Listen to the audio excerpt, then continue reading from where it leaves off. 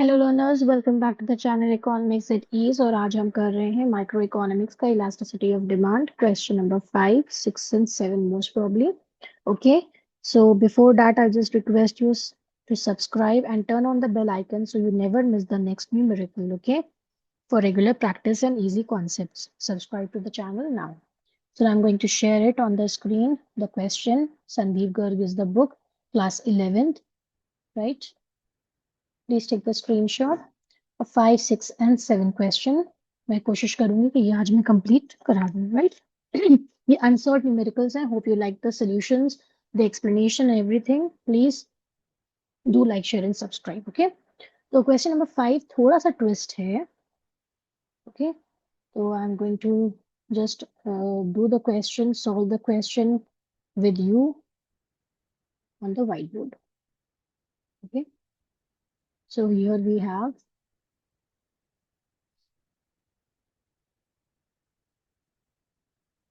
elasticity of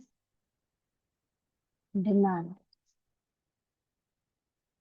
class 11th का है ये, and this is your Sandeep कर book. Okay, elasticity of demand के हम कर रहे हैं unsolved practicals.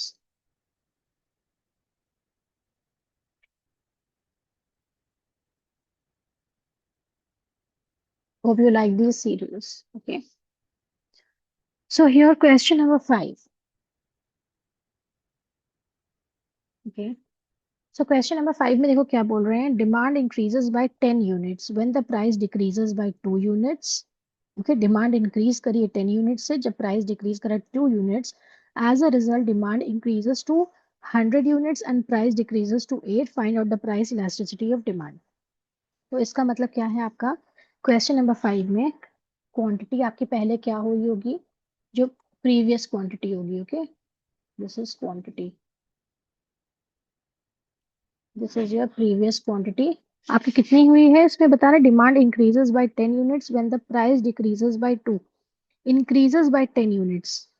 ठीक है, इंक्रीज करा है 10 यूनिट से, तो यानी कि पहले आपका क्या है, ये 90 हुई होगी, तभी तो ये 100 हुआ होगा Q1. तभी तो 100 Q1 दिया हुआ है ना. डिमांड इंक्रीजेस टू 100 यूनिट्स, तो यानी कि प्रीवियस आपकी प्रीवियसली कितनी क्वांटिटी होगी, 90 हुई होगी. सिमिलरली प्राइस उन्होंने कितना बताया है, when the price decreases by 2. Okay, और आपका डिफरेंस क्या आया है, यानी कि P1 कितना है, डिक्रीजेस टू 8. यानी कि 8 आपका P1 है, तो यानी कि 2 से डिक्रीज हुआ, इसका मतलब है पहले आपका 10 हुआ होगा प्राइस. ये कॉन्सेप्ट क्लियर हो गया? If you please tell me in the comment section. Okay, अब जब ये आ गया आपका, तो आप सिंपल अब निकालेंगे, इसमें कैलकुलेट करेंगे डेल्टा Q1 माइनस Q. तो आपका आ जाएगा Q1 minus this, it will give you will get 10 here, and delta P is equals to P1 minus P. तो 8 माइनस 10 इक्वल्स टू -2. ठीक है, और प्राइस इलास्टिसिटी ऑफ डिमांड इन्होंने बोला है आपको कैलकुलेट करना है, राइट? सो इसका फॉर्मूला क्या होता है, मैं लिख देती हूँ यहाँ पे. Percentage change in, this is your ED, change in quantity demanded upon percentage change in price. Okay, this is the formula. Now you need to know the percentage change in quantity demanded. Okay, तो percentage in quantity demanded कैसे निकालेंगे? Percentage change in quantity demanded equals to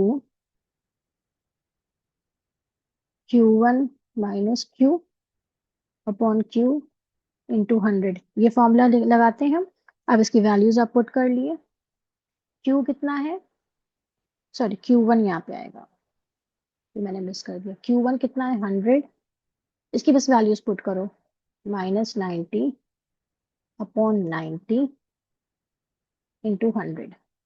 जब आप इसको simplify करेंगे तो कितना आ जाएगा, 11.11 percentage, because we are calculating the percent. Okay, now next, similarly, percentage change in price equals to P1 minus P upon P into 100. वही same formula. तो P1 कितना है, 8 माइनस आपका कितना है, प्रीवियसली पी कितना था, 10 था, original price upon P again 10 into 100। तो आपको जब इसको कैलकुलेट करेंगे तो आ जाएगा -20%। ओके, तो कैलकुलेट करोगे, सिंप्लीफाई करोगे तब। तो अब हम इसको यहाँ पे फॉर्मूला पुट कर देते हैं, 11.11% अपॉन -20%, राइट। यही तो होगा, तो इसका आ जाएगा 0.55, right. So this is your answer. Got it? Please take the screenshot. Next, question number 6. Unsolved practicals है। क्वेश्चन नंबर 6 हम रीड कर लेते हैं, आपने पहले से स्क्रीनशॉट ले लिया होगा। From the following is the market demand schedule of commodity x, calculate the coefficient of price elasticity of demand when the price increases from 3 per unit to 5 per unit. अब देखो इसमें इन्होंने क्या किया है, प्राइस दे रखा है एंड डिमांड दे रखी है। दिया है 7, 6, 5, 4, 3, 2, 1। लाइंस पे मत जाना, लाइंस मुझसे ऐसे ही बनती है, राइट। आप स्केल से, ये आपको क्वेश्चन गिवन है लेकिन मैं सिर्फ आप लोग को समझ में आए कि कैसे ये सॉल्व करना है, इसलिए मैं यहाँ पे ये बना के दिखा रही हूँ, right. So this is the question exactly. और डिमांड क्या है, यहाँ पे 500, here you have 750, then 1250, then 2000, then 3250, 4750। और जब प्राइस 1 है तो ऑब्वियस सी बात है कि प्राइस जैसे जैसे आपका जो है प्राइस कम हो रहा है वैसे वैसे डिमांड बढ़ी, लॉ ऑफ डिमांड। ओके, सो इसमें आपको कैलकुलेट करना है प्राइस इलास्टिसिटी ऑफ डिमांड और ईडी, जो भी आप समझो, ठीक है। सो लेट्स फाइंड आउट इसमें क्या है। When the price was 3 per unit, 3 वाले को देखना है हमें, प्राइस को कंसिडर करना है, 5 वाले को देखना है, राइट। तो अब हम इसको कैसे करेंगे, क्वेश्चन में 3 एंड 5 है, तो जब आपका प्राइस कितना था, 3 था, तब क्वांटिटी कितनी थी, क्वांटिटी थी आपकी 3250। और जब प्राइस P1 हुआ आपका 5 हुआ, तो क्वांटिटी कितनी हो गई 1250। Now first you need to calculate the change in price and change in quantity, ये तो चाहिए ही होगा हमें। तो change in price equals to P1 minus P and Q1 minus Q। ये फॉर्मूला आपको पता है, आप इतना निकाल के मुझे कमेंट सेक्शन में बताइए प्लीज। तो 5 minus 3 equals to 2 and Q1 is 1250 minus 3250 equals to minus 2000, right. और आपका ईडी का फॉर्मूला क्या हो जाएगा, delta Q upon delta P into P upon Q, ठीक है। इसके फॉर्मूला हम फिट कर देते हैं ये वैल्यूज को। डेल्टा क्यू कितना आपने कैलकुलेट करा है, दिस इज -2000, वैल्यू पुट करें। देन डेल्टा पी कितना है, 2, 2 कर दिया, इनटू पी कितना था आपका 3 है यहाँ पे, and here you have quantity that is 3250, right? Now simplify it. 2 ones are 2, a 1000 equals to -3 upon 3250। जब इसको आप करेंगे सिंप्लीफाई तो आपका आंसर आ जाएगा -0.92। Okay, please take the screenshot.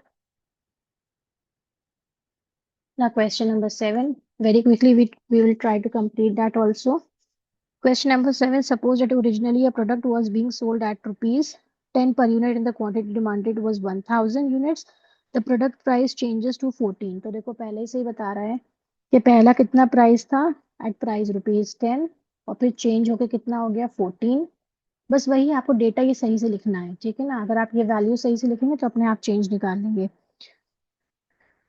Then the quantity demanded was rupees 1000। तो पहले जब 10 रुपए था तो क्वांटिटी 1000 थी, और जैसे ही बढ़ा इसका 14 प्राइस तो जाहिर सी बात है इसकी क्वांटिटी कितनी होगी, 500 हो गई। So what we will do, we will calculate delta P and delta Q. Delta means change, इसका ट्राइंगल का मतलब होता है change. P one minus P, Q one minus Q. इसी तरह फॉर्मूला याद करोगे तो आराम से याद हो जाएगा। 14 minus 10 equals to 4, Q one is 1000 minus 500 equals to 500। Okay, now please tell me in the comment section कि आपको आंसर मिला कि नहीं मिला इसका। ठीक है, तो अब हम इसको कर लेते हैं। ओह, वेरी सॉरी, ये वैल्यूज मैंने देखो गड़बड़ लिख दी। Q1 कितना है, 500 माइनस Q1 है ना, तो माइनस का 500 आएगा।